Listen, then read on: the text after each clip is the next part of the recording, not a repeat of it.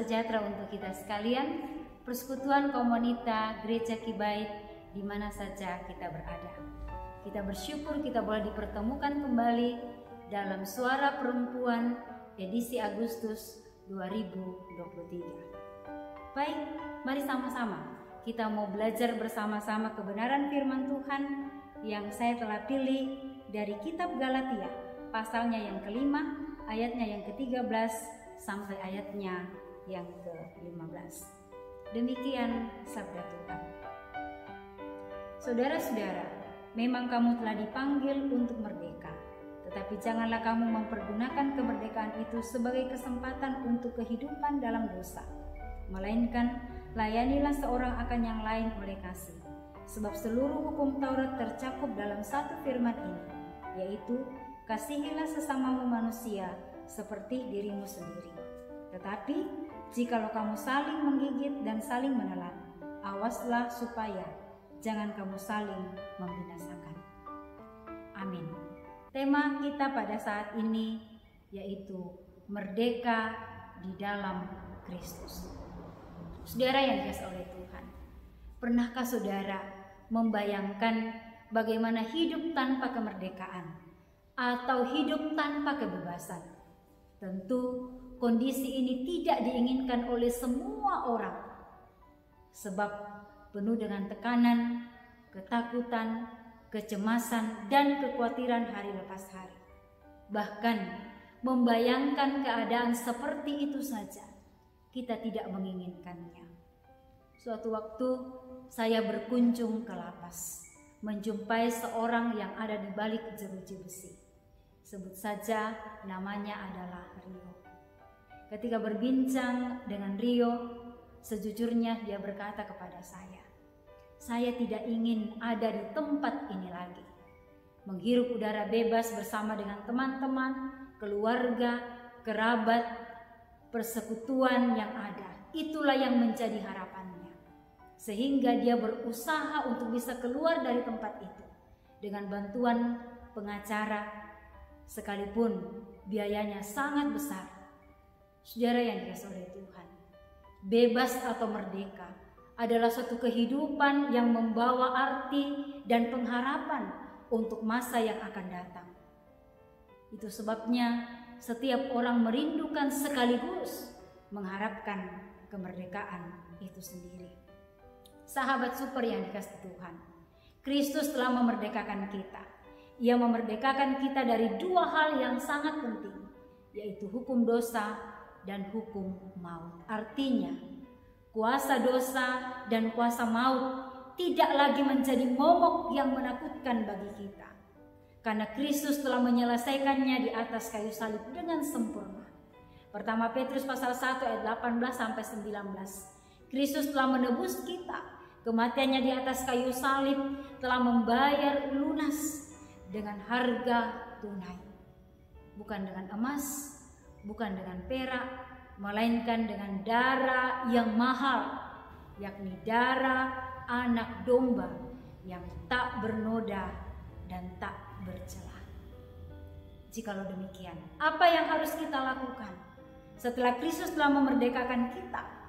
Pembacaan kita dalam Galatia pasal 5 ayat 13 sampai ayatnya yang ke-15. Paulus mengingatkan jemaat yang ada di Galatia supaya mereka yang telah dimerdekakan di dalam Kristus jangan menyalahgunakan kemerdekaan yang Tuhan sudah berikan, yang Tuhan sudah anugerahkan, dengan hidup di dalam dosa secara terus-menerus dan melakukan apa yang tidak memuliakan Tuhan. Mengapa Paulus berkata demikian? Rupanya banyak jemaat yang salah memahami tentang kemerdekaan itu sendiri. Mereka beranggapan bahwa ketika mereka telah dimerdekakan di dalam Kristus, mereka bebas melakukan apa yang menjadi keinginannya, apa yang menjadi kemauannya. Konsep kebebasan mereka pahami bahwa kebebasan seperti yang dunia lakukan, melakukan sesuai dengan kehendak diri sendiri, yang kadangkala disebut orang kebebasan otonom manusia. Sehingga ketika Paulus melihat tindakan yang dilakukan oleh jemaat yang ada di Galatia. Paulus dengan tegas berkata kepada mereka, jangan menyalahgunakan kemerdekaan itu.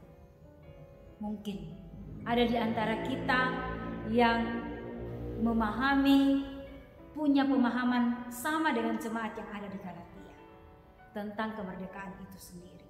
Saya mau katakan berhentilah, karena itu bukanlah kemerdekaan. Kemerdekaan di dalam Kristus adalah kemerdekaan yang melakukan kebenaran. Kemerdekaan atau kebebasan tanpa Kristus adalah perbudakan dan perhambaan. Karena kebebasan yang sejati adalah kebebasan yang selalu berkaitan dengan Yesus Kristus. Hal yang berikut yang Paulus mau tekankan adalah ketika ia telah memberikan kemerdekaan kepada kita, Tuhan mau supaya kita mengisinya dengan konsisten melakukan apa yang menjadi kehendak Tuhan dalam kehidupan kita. Konsisten melakukan kehendak Tuhan berarti kita tidak mengenal musim, kondisi apapun, keadaan apapun, kita akan terus mau melakukan kehendak Tuhan. Memang tidak sedikit pergumulan dan persoalan, tetapi mari kita tetap melakukan kehendak Tuhan. Akan ada ujian bagi kita untuk menguji sampai di mana, tetapi orang yang bisa bertahan sampai akhir, itulah yang akan menjadi pemenang. Ingat, bersama dengan Yesus kita cakap menanggung segala persoalan. Yang ketiga, yang Paulus mau ingatkan kepada kita setelah Kristus telah memerdekakan kita, Ia mau supaya kita mengisi kemerdekaan dengan melayani sesama dalam kasih. Ini adalah cara yang luar biasa yang firman Tuhan berikan kepada kita. Melayani dengan kasih. Karena ketika kita melakukan segala sesuatu tanpa kasih, maka semuanya itu akan sia-sia. Melakukan segala sesuatu tanpa kasih tidak akan membawa dampak bagi diri kita dan bagi orang lain. Sehingga apapun yang kita lakukan, semuanya itu tidak ada artinya. Itu sebabnya mari kita melakukan segala sesuatu di dalam kasih.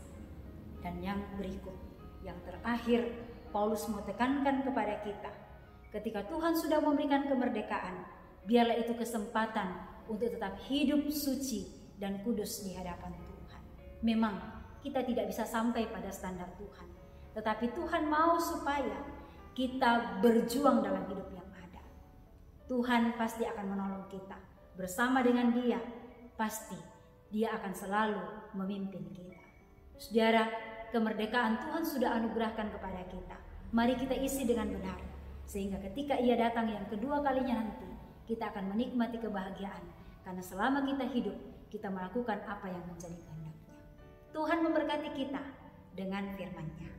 Amin.